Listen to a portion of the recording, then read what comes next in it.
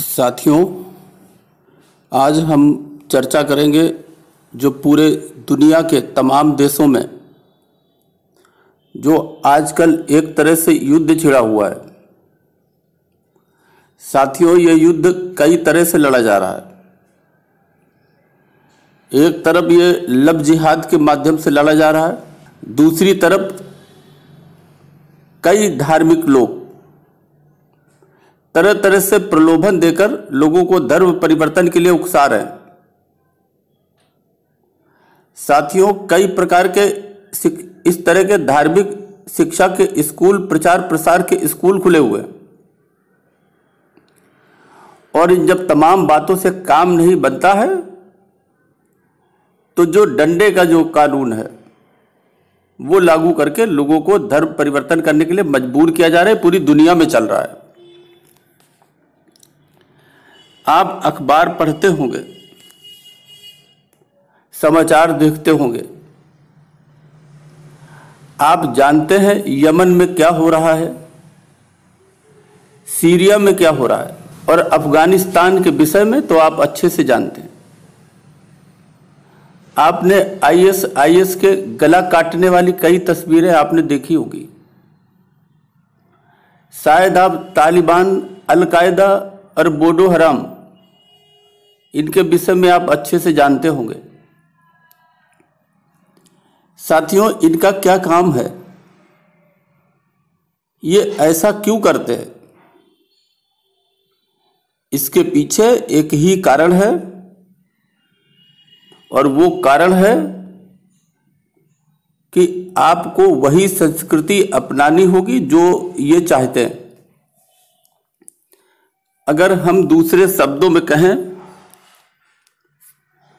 तो आपको अपनी संस्कृति बचाए रखना मुश्किल होगा। रसिया हो या अमेरिका, इन्होंने अपनी संस्कृति को बचाने के लिए बहुत प्रयास किए। ये ईसाईयत को बचाना चाहते थे। अफगानिस्तान में डटे रहे, सीरिया में डटे रहे, लेकिन हुआ क्या? परिणाम कुछ नहीं हुआ। जबकि पूरी दुनिया में ईसाइयों की तादाद सबसे ज्यादा है और सबसे ज्यादा मजबूत है। फिर अगर आप हिंदू हैं तो आप पूरी दुनिया में एक तरह से अल्पसंख्यक हैं, और आप अपनी हैसियत अच्छे से समझ लीजिए कि आपके पास कितनी ताकत है और आप इन शक्तियों से कितना लड़ सकते हैं। और अगर आप कहीं इन शक्तियों के हमले का शिकार हुए तो आपको बचाने कोई आने वाला नहीं है। साथियों, इस बात का आपको ध्यान रखना होगा। अगर आप कुछ नहीं जानते तो आपका यह पहला कर्तव्य बनता है कि अपने देश के कम से कम पिछले 100 साल के इतिहास को आप जरूर पढ़ें। जो भी व्यक्ति जहां रहता है उस देश के 100 साल के पिछले इतिहास को नहीं जानता तो आप ये समझ लीजिए कि वो एक अंधा आदमी है। और अंधा आदमी उस सड़क पे चलने की कोशिश कर रहा है जहां आती जाती गाड़ियों की रफ्तार है और काफी बड़ी संख्या है। उसका दुर्घटनाग्रस्त होना तय है। अगर आप 2011 की जनगणना का अध्ययन करें तो आप देखेंगे कि मिजोरम, नागालैंड, मेघालय, जम्मू कश्मीर, अरुणाचल प्रदेश, पंजाब, मणिपुर और लक्षद्वीप में ये जो हिंदू नाम का समुदाय है वो अल्पसंख्यक है। ये प्रदेश या तो ईसाई बहुल है या मुस्लिम बहुल है, और इन प्रदेशों में जो हिंदुओं की आबादी है वो तेजी से कम हो रही है। साथियों, अगर हम कश्मीर की बात छोड़ दें तो बाकी जो भारत के जो हिस्सा है उसमें जो जिले हैं जहां मुस्लिम आबादी बहुसंख्यक है वो असम में धुबरी है, जहां 74% मुस्लिम है, बारपेटा में 59%, हैलाकांडी में 58%, गोलपारा में 54%, करीमगंज में 52% और नागौन में 51% है। यह है असम की हालत। साथियों, अगर हम केरल की बात करें तो वहाँ मलप्पुरम है, वहाँ 69% यानी 69% वहाँ मुस्लिम आबादी है। अगर हम बंगाल की बात करें तो किशनगंज में 68% और मुर्शिदाबाद में 64% आबादी है। साथियों, ये जिले ऐसे ही नहीं थे। यहां कभी हिंदुओं की एक भारी तादाद यानी बहुसंख्यक हुआ करते थे, लेकिन ऐसा क्या हुआ कि हिंदू यहां से धीरे धीरे समाप्त होता गया। साथियों, केरल में जो मलप्पुरम है, वहां पर केरल राज्य में एक पट्टी है पूरी, जो मालाबार के नाम से जाना जाता है। वो पूरी पट्टी मुस्लिम बहुल हो गई है। इस प्रकार से अगर हम देखें तो धीरे धीरे भारत में भी हिंदू जो है वो अल्पसंख्यक होकर के किनारे होते जा रहा है। आप साथियों कुछ पढ़ें, केरल का मोपला विद्रोह पढ़ें, जहां लाखों तादाद में हिंदुओं का कत्लेआम हुआ। कश्मीर का 1990 पढ़ें, जहां हिंदुओं को, सिखों को और कश्मीरी पंडितों का कत्लेआम हुआ, उन्हें भगाया गया। आप साथियों बंगाल का 1946 का डायरेक्ट एक्शन प्लान पढ़ें, सोहरावर्दी को पढ़ें, नोआखाली के दंगे पढ़ें और इन सब के साथ 1947 का भारत का विभाजन पढ़ें। आपको सब कुछ समझ में आ जाएगा। साथियों, आपको इतिहास कम से कम 100 साल का पढ़ें और उससे सबक लें। आंखें न बंद करें, वास्तविकता को समझें। अगर आपने आज वास्तविकता को नहीं समझा, इसे मजाक बनाया, तो कल यही मजाक आपके लिए भारी पड़ेगा, आपका अस्तित्व मिट जाएगा। ये आप अच्छे से समझ लें। आप जिस सेकुलरवाद उसको पढ़ रहे हैं और दूसरों को सिखा रहे हैं, यही आपके लिए, आपको जो है कीमत इसकी चुकानी पड़ेगी। क्योंकि आप गोल टोपी पहन सकते हैं, किसी को भी अपना भगवा पहना नहीं सकते। ये आप में आपकी औकात नहीं है। इसलिए आप बने रहिए सेकुलरवाद का डोंग पढ़ते हुए। यहां सेकुलर कोई नहीं है, सबकी अपनी अपनी किताबें, अपने अपने धर्म हैं, अपने अपने तरीके हैं और सब कहीं ना कहीं जुड़े हुए हैं। साथियों, पूरी दुनिया में अब मात्र 13.95% हिंदू ही बचे हैं। अगर पूरी दुनिया की बात करें तो ये लगभग 14% के आसपास है हिंदुओं की संख्या। नेपाल के विषय में आप जानते होंगे, ये कभी हिंदू राष्ट्र हुआ करता था, लेकिन वहां भी ये जो वामपंथी का वर्चस्व हुआ, वो भी अब धर्मनिरपेक्ष सा हो गया। वहां भी अब हिंदू धीरे धीरे बहुसंख्यक के स्थान पर अल्पसंख्यक होने की तरफ जा रहे हैं। साथियों, कई चरमपंथी मुल्कों से हिंदुओं को भगाया जा रहा है, लेकिन कोई ध्यान नहीं देता। हिंदू अपने एक देश में रहते हैं, जहां के कई हिस्सों से ही उन्हें बेदखल किए जाने का क्रम जारी है और यह काफी समय से हो भी रहा है। साथ ही उन्हीं के उन संप्रदायों को गैर हिंदू घोषित कर उन्हें आपस में बांटे जाने की भी साजिश लगातार जारी है। और यही कारण है कि पिछले 70 सालों में हिंदू अपने ही देश भारत के 8 राज्यों में अल्पसंख्यक हो गया है।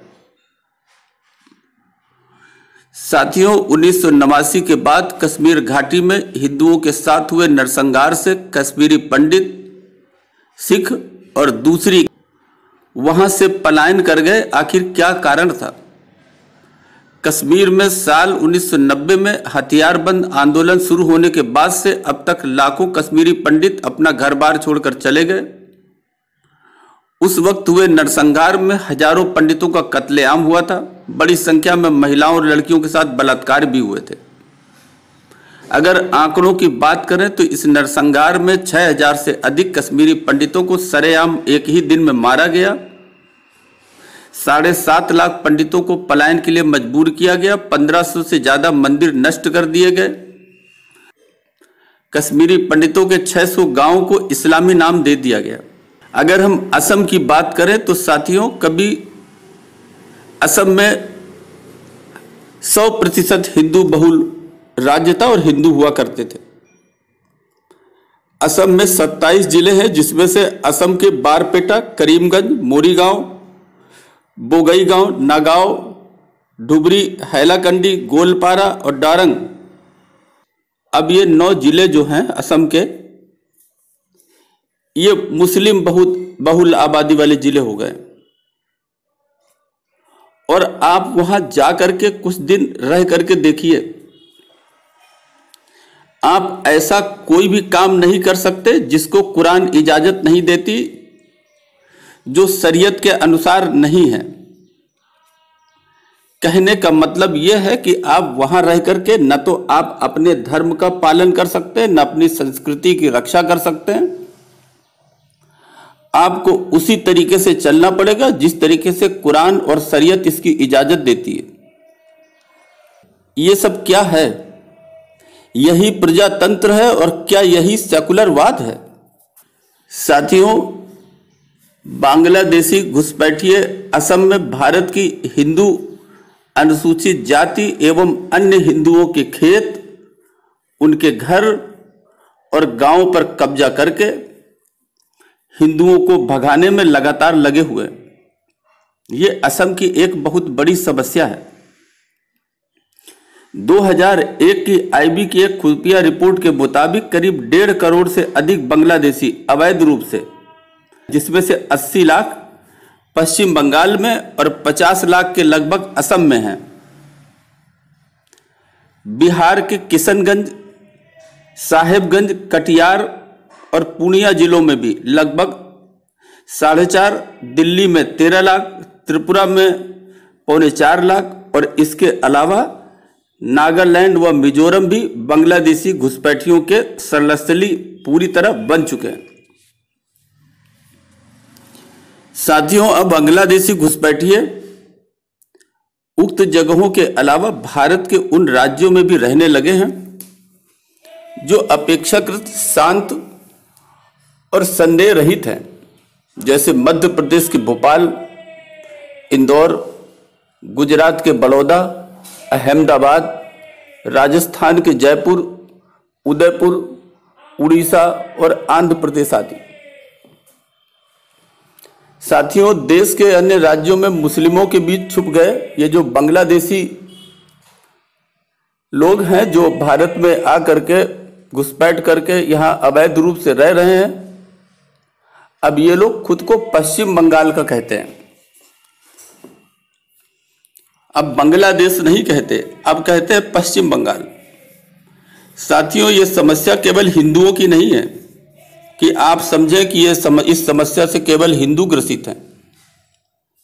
इसमें वो सारे लोग ग्रसित हैं जो गैर मुस्लिम हैं, जिन्हें कुरान और शरीयत के अनुसार ही अपना जीवन अब आगे जीना होगा। इसमें कोशिशें जारी हैं। ऐसे में इन्हें अपनी संस्कृति बचाए रखना मुश्किल होता जा रहा है। अगर भरोसा आपको नहीं है तो आप ऐसा करें कि ऐसी जगहों पर कुछ दिन जरूर बिताएं और वहां रहकर अपनी संस्कृति में जीने की कोशिश करें। परिणाम आपके सामने होगा। साथियों, यमन हो, सीरिया हो, अफगानिस्तान हो, यहां की ISIS, तालिबान, अलकायदा, बोडो हरम, यही सब कुछ तो कर रहे हैं। आपको उनके तरीके से जीना होगा, इसी के लिए वो मजबूर भी कर रहे हैं। तो साथियों, इससे आपको कुछ सबक लेना चाहिए और कुछ सीखना चाहिए कि एक दिन आपके देश में भी ये सब कुछ हो सकता है। अब तो आपको नींद से जागना होगा जब दुनिया के तमाम देशों में हत्याएं हो रही हैं केवल इसी वजह से। मैं साथियों ये नहीं कहता कि आप किसी भी दूसरे धर्म का सम्मान न करें, आप सम्मान करें। धर्म सारे बराबर हैं, मजहब सारे बराबर हैं। इस्लाम का आप सम्मान करें, ईसाईयत का आप सम्मान करें, लेकिन साथियों सम्मान का अर्थ यह नहीं है कि आप अपनी संस्कृति की रक्षा न करें, अपने धर्म की रक्षा न करें। आप जितना सम्मान करते हैं उतना ही आप अपने धर्म और अपने संस्कृति की रक्षा करें, चाहे इसके लिए आपको कुछ भी करना पड़े।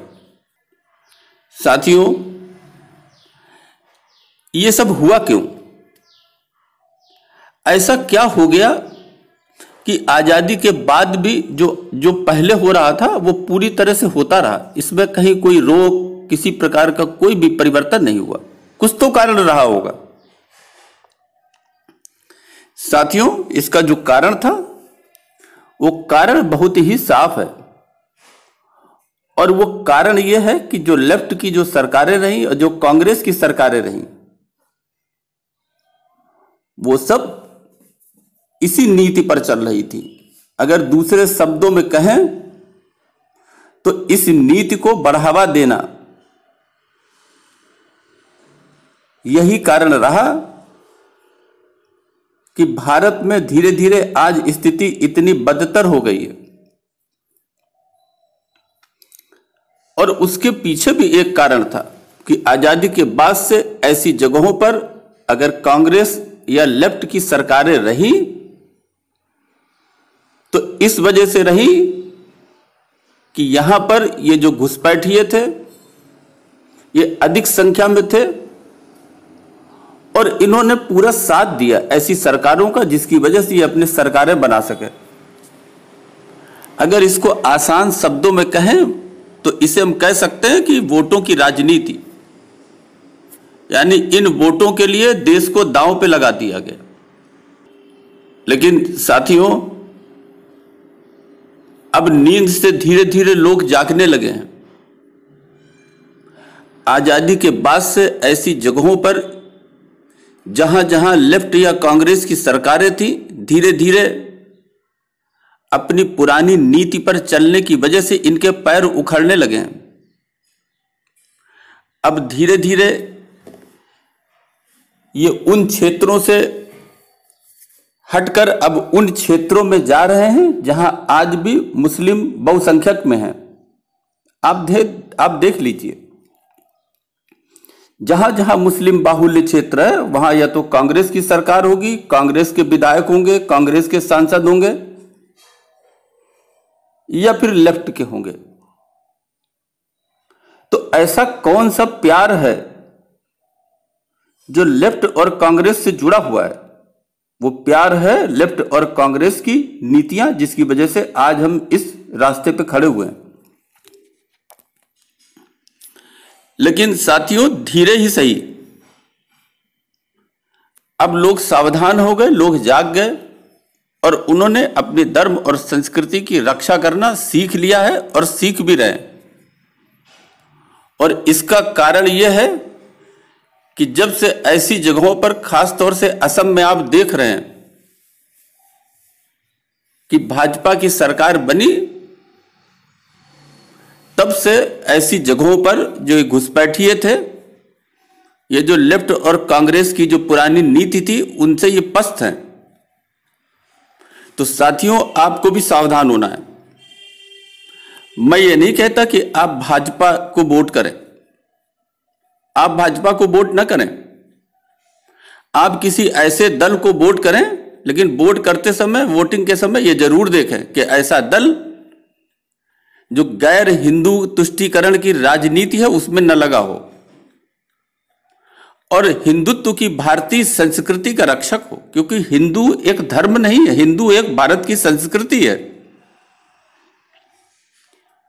तो ऐसे दल को आप वोट करें जो भारत की संस्कृति है उस संस्कृति का रक्षक हो, अरब की संस्कृति का रक्षक न हो। वरना साथियों वो दिन दूर नहीं जब आपकी पीढ़ियों को जीवित रहने के लिए धर्म परिवर्तन कराना होगा, क्योंकि आप पर आईएसआईएस, अल कायदा, बोको हरम और तालिबान जैसे लोग आपकी गर्दन पर छुरी लेकर खड़े होंगे। इसलिए आप इसको सोचें और समझें। आप किसी भी धर्म के हों, किसी भी मजहब के हों, आपका पहला धर्म यह होना चाहिए कि आप संविधान को समझें, संविधान को मानें, संविधान की रक्षा करें और जो भी आपकी धार्मिक किताब है उसका अनुपालन करें। लेकिन चूंकि आप एक भारतीय हैं, इसलिए भारत की जो संस्कृति है उसको त्याग करके